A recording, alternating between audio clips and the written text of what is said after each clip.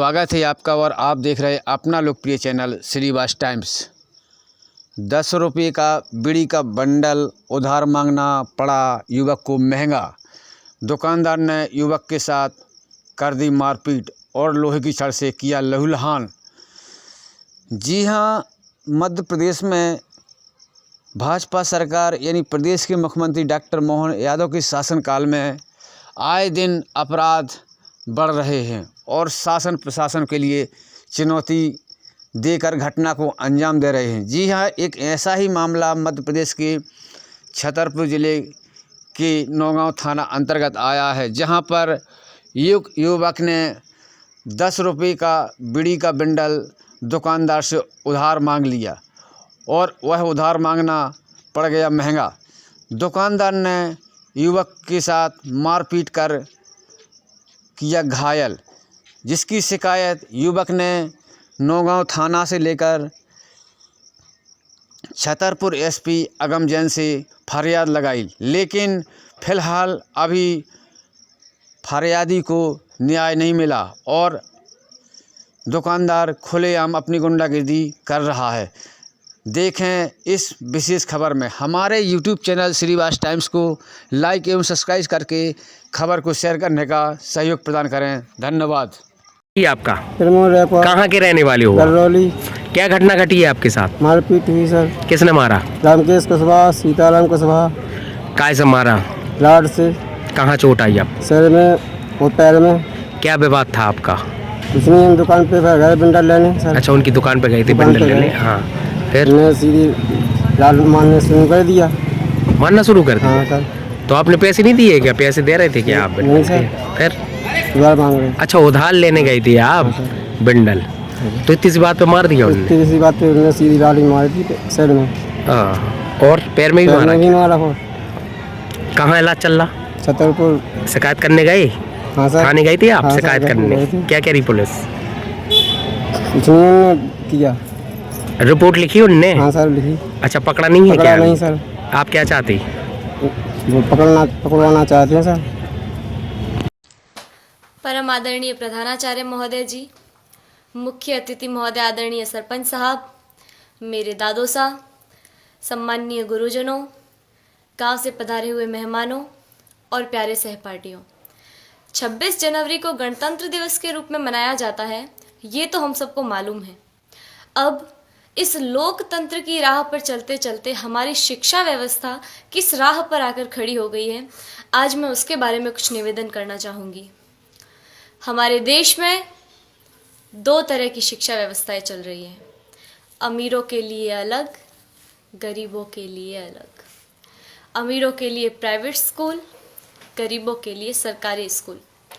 मैंने कई बार देखा है, घर पर जब मेहमान आते हैं और पूछने पर हम ये बताते हैं कि सरकारी विद्यालय में पढ़ रहे हैं, तो उनके चेहरे का रिएक्शन, भाव एक अलग तरीके का हो जाता है। तब मुझे बड़ा दुख होता है। उन सभी लोगों से मैं ये निवेदन करना चाहूँगी कि आप बहुत बड़ी गलतफहमी में हैं, क्योंकि शिक्षा का जो स्रोत है, शिक्षा जहाँ से आती है वो आदरणीय शिक्षक है। शिक्षा ऊंची बिल्डिंगों से, बड़े बड़े गार्डन से, अच्छी बसों में सफ़र करने से या एसी रूमों से शिक्षा नहीं आती है। शिक्षा आती है शिक्षकों से, और वहाँ पढ़ा रहे सभी शिक्षक राजस्थान सरकार या किसी भी सरकार द्वारा आयोजित शिक्षकों को चयनित करने की परीक्षा में असफल रहे हुए लोग हैं, जिनको सरकार ने शिक्षक बनाने से इनकार कर दिया है। वो सभी लोग वहाँ पढ़ा रहे हैं।